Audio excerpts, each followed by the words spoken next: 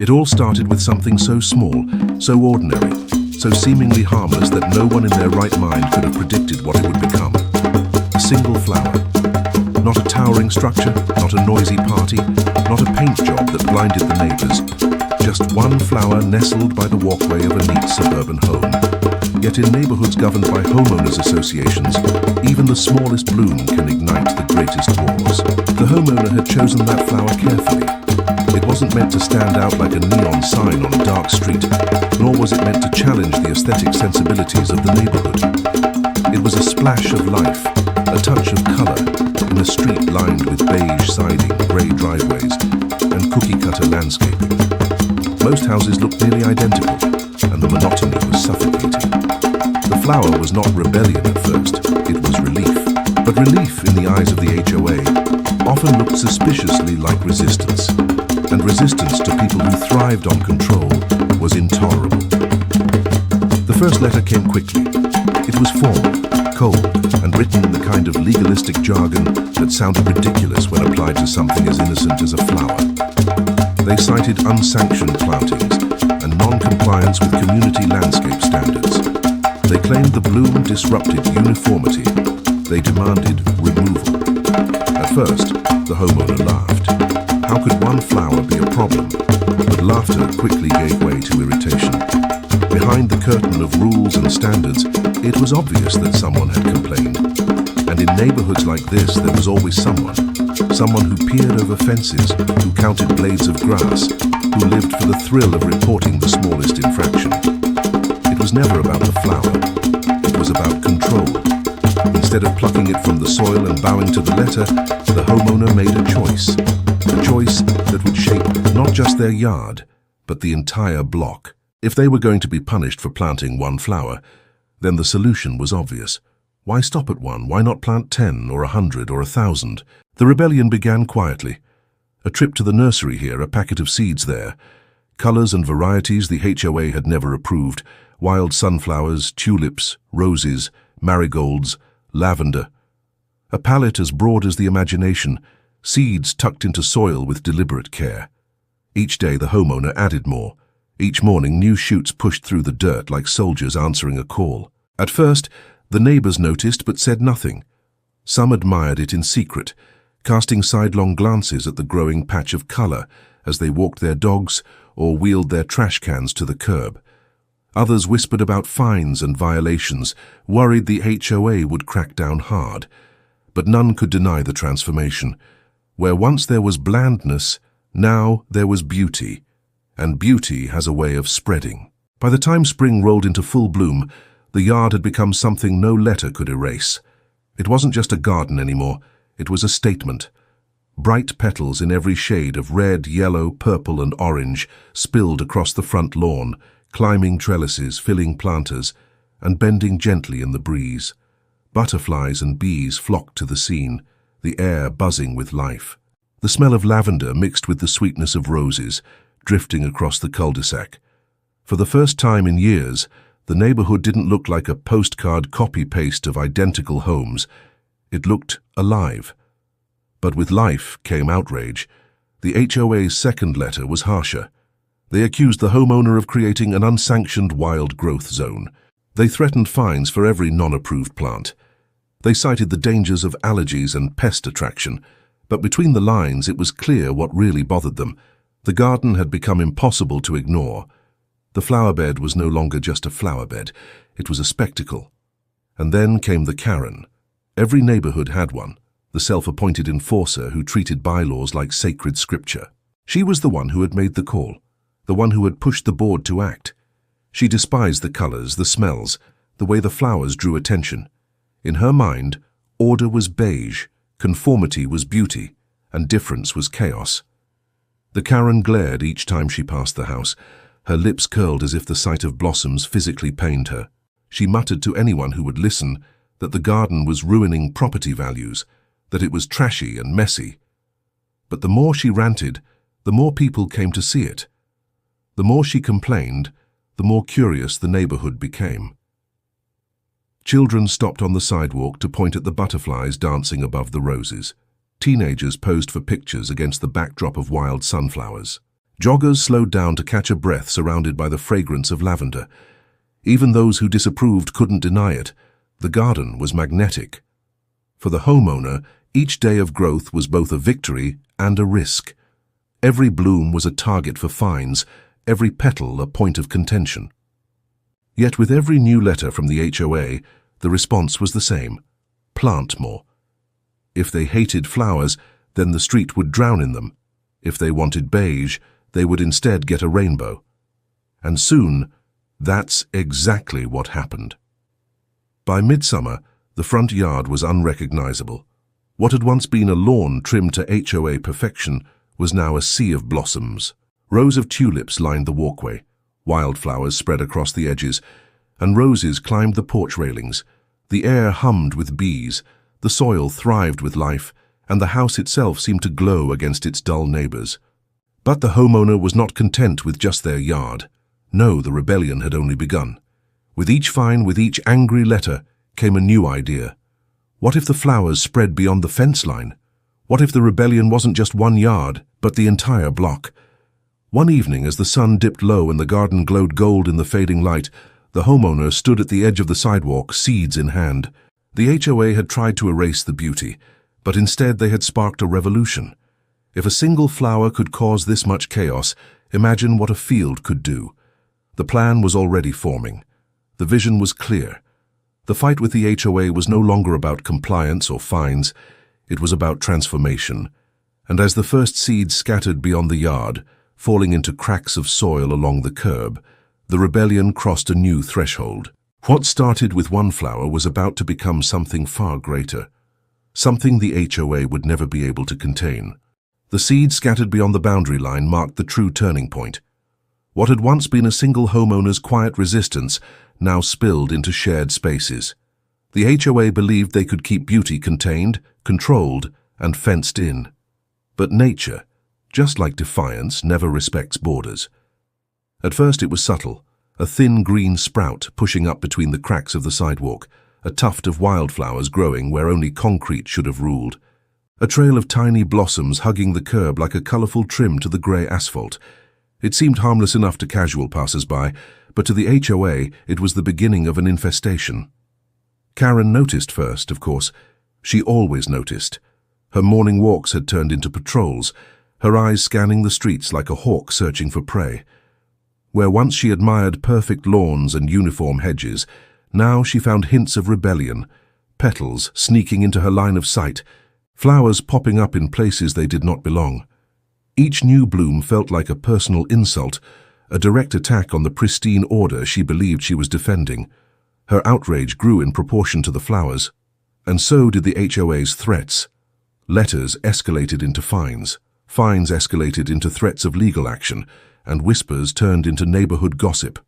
Yet, for every warning the HOA sent, the homeowner doubled down. Each dollar of a fine became another packet of seeds. Each angry letter became fertilizer for a new row of blossoms. By midsummer it was undeniable. The garden had spread beyond its original boundaries. It wasn't just the yard anymore. The entire block was transforming. Neighbors who had once hesitated began to join in.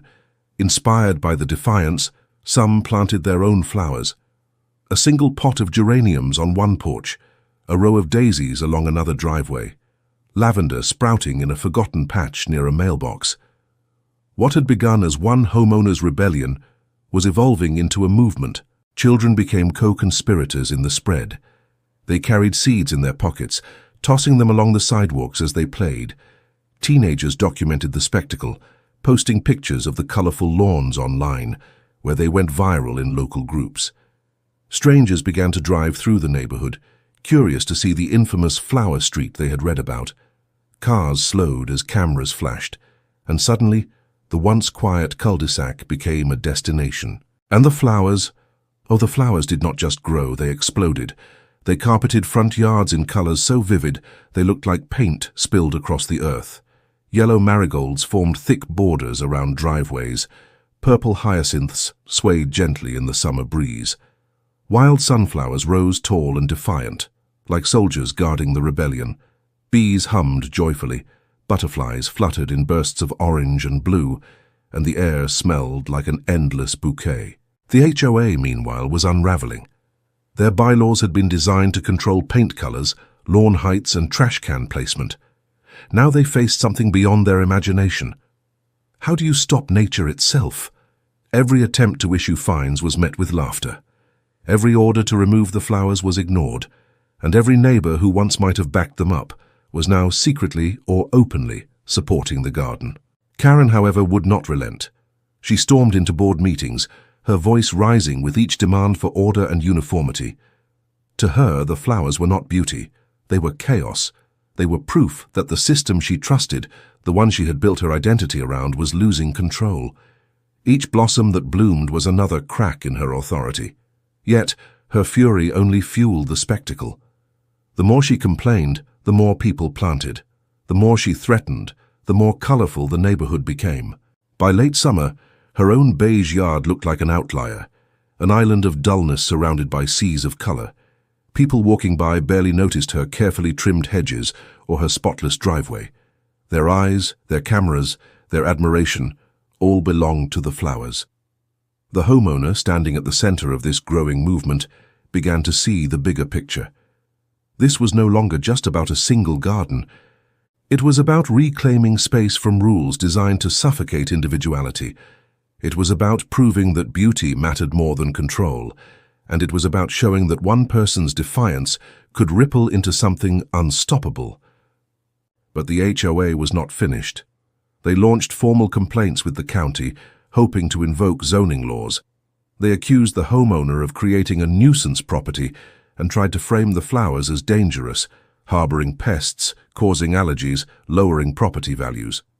But when inspectors came, what they found was not a nuisance, but a thriving ecosystem. Birds nested in the taller plants, pollinators swarmed joyfully, and the soil itself was richer than the sterile grass the HOA demanded. Even officials found it difficult to label such beauty as a violation. The homeowner had anticipated this, carefully researching every law, every loophole. The garden was not illegal. In fact, it was arguably healthier for the environment than the water-thirsty lawns everyone else maintained. The HOA's threats were losing their bite. Still, tension grew. Neighbors divided into camps, those who cheered the flowers and those who feared the wrath of the HOA. Street meetings became battlegrounds of whispers and stares. Karen fueled the fear, warning of lawsuits, foreclosures, and property values plummeting. Yet every weekend, more cars lined the street as people came to see the sea of blossoms for themselves. It was undeniable. The flowers were no longer just a rebellion. They were becoming a landmark. And that's when the homeowner decided to push things even further. If the HOA thought the front yard was bad, then they had not yet seen the full potential of the block. With careful planning and a bold heart, the homeowner extended the garden into unused spaces, strips of dirt near mailboxes, neglected corners by the cul-de-sac, even the small public green patch at the neighborhood entrance. Flowers crept into every forgotten inch, transforming emptiness into color. Soon entering the neighborhood was like stepping into another world. Where once beige uniformity had ruled, now petals reigned in every direction. Cars slowed at the entrance, children skipped along the sidewalks, and adults who once feared the HOA now found themselves smiling. But not everyone smiled. Karen's fury reached new levels. She was convinced the flowers were destroying everything she had worked for, the order, the control, the predictability. She called emergency board meetings, she demanded lawsuits, she even threatened to remove the flowers herself. Yet every time she stepped outside, all she saw was color, beauty, and joy. A world that made her own dull yard look smaller and smaller. The homeowner, standing in the center of this blooming storm, realized something extraordinary. The flowers were no longer just defiance. They were a shield. Each petal, each blossom, each fragrance carried a kind of power that no bylaw could erase. The HOA could write all the letters it wanted. Karen could complain until her voice gave out. But the flowers had captured something deeper than fear of fines. They had captured hearts. And hearts, once won, are nearly impossible to control. By the end of that summer, the neighborhood was unrecognizable. What had once been rows of near-identical beige homes now looked like a patchwork quilt of colors. Some yards exploded with sunflowers, others dripped with roses, and still others layered with wildflowers so diverse they seemed like natural meadows. The HOA no longer looked powerful, they looked petty. But Karen and her allies were not done. They had one last card to play, one last attempt to crush the rebellion. It was not just about fines anymore, it was about trying to strip the homeowner of their rights altogether. They whispered about liens, about legal challenges, about dragging the fight into court. The flowers had turned the block into something unrecognizable, but the war was far from over. And as the leaves began to turn with the approach of autumn, the question loomed larger than ever. Could beauty really triumph over control? Or would the HOA's grip tighten one last time, crushing the blossoms before they could become permanent? The answer would come soon. And when it did, it would change not just one yard, not just one block, but the very definition of what a neighborhood could be. By the time spring arrived in full force, the street no longer looked like an ordinary neighborhood. It resembled something closer to a curated botanical park. The flowers were taller now, richer in color, stretching like ribbons of paint down the sidewalks and spilling into small clusters that swayed with every breeze. The once gray corner lot that had started it all was now unrecognizable. Where there had been only patches of dirt and a modest garden stood a sea of blossoms. Sunflowers towering like golden guards, lavender brushing the air with a calming fragrance, roses climbing trellises, and tulips lined in bright rows like nature's soldiers. It wasn't chaos, it was orchestrated beauty. But to the Homeowners Association, it was still rebellion. The HOA board had not gone silent. Their letters became more aggressive, their tone sharper, their demands more unreasonable. First, they threatened fines for non-compliance. Then came the claim that the flowers were attracting too many bees, disturbing the peaceful enjoyment of property. Next, they warned about unauthorized landscaping that alters the neighborhood's intended aesthetic. The message was clear. They wanted uniformity, a predictable sameness that ignored the vitality growing in plain sight. And yet, something else was happening that the HOA had not planned for. Neighbors were noticing. Families who once quietly trimmed their hedges or maintained their small patches of grass now found themselves walking along the sidewalk, slowing down, pointing to the blooms, and even taking photos. Children began stopping on their way home from school to crouch among the tulips, their backpacks slipping down as they leaned in to admire the petals. Word spread beyond the block. Soon, joggers from nearby streets detoured just to pass through. Elderly couples strolled hand in hand, pausing to rest on benches that had been placed by sympathetic neighbors. The field of flowers wasn't just a rebellion anymore, it had become a community landmark. But beauty does not always soften control. To the HOA, every visitor was proof of disruption. Every posted picture online was a challenge to their authority. Every child picking a dandelion became evidence of disorder. The board called another meeting, their agenda laced with urgency. They vowed to end the flower situation once and for all. Behind closed doors, they debated legal avenues. Could the garden be classified as a nuisance? Could they argue it lowered property values? Could they issue liens for unpaid fines until the owner was forced to submit? They rehearsed their arguments, readying themselves for a confrontation that would be as much about pride as about policy. The neighborhood, meanwhile, had shifted. What began as one homeowner's resistance was now a quiet uprising. Other residents, emboldened by the defiance, started planting their own patches of color. A house down the block introduced a border of wildflowers along the fence. Another neighbor sowed rows of daffodils that caught the sun like tiny flames.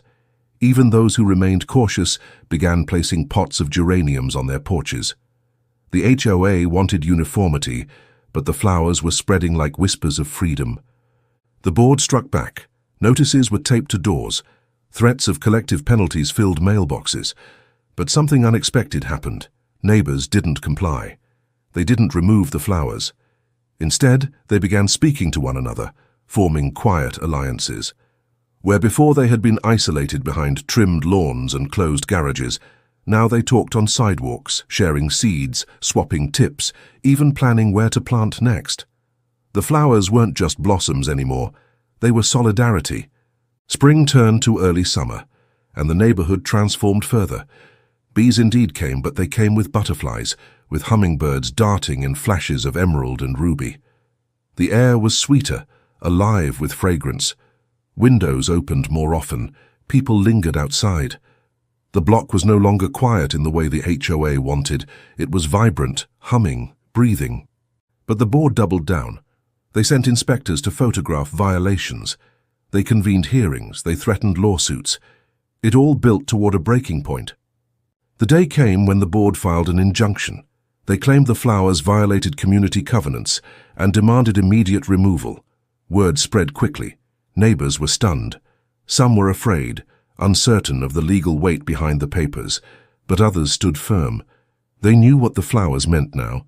The case reached the local courthouse. The HOA arrived in pressed suits, carrying binders of regulations.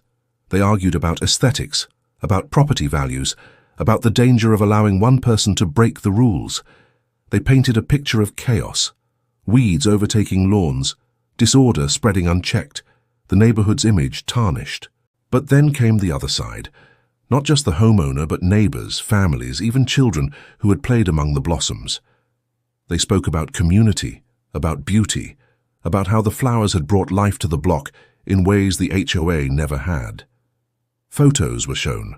Elderly neighbors smiling in front of roses, children weaving through tulips, pollinators reviving a once quiet ecosystem. The judge listened, and while the law is often rigid, it sometimes bends toward the human. The decision was clear. The flowers were not a nuisance.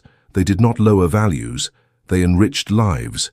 The injunction was denied. When the verdict was announced, relief rippled through the courtroom. Outside, neighbors hugged, laughed, and returned home with a renewed sense of belonging. The HOA had been challenged and lost. But the story did not end there. The flowers continued to bloom season after season. The field grew larger, not in defiance now, but in celebration. What was once a fight had become tradition. Each year, more neighbors planted, until the block became known throughout the city as the street that blooms. Local papers wrote stories. Visitors came during spring just to walk the sidewalks. The HOA, weakened by defeat, eventually quieted. Their letters became fewer, their threats hollow. New board members were elected, ones who saw the value in beauty, in variety, in community over control. Slowly, the very institution that had once tried to ban the flowers began to change. And the neighborhood? It never went back to sameness.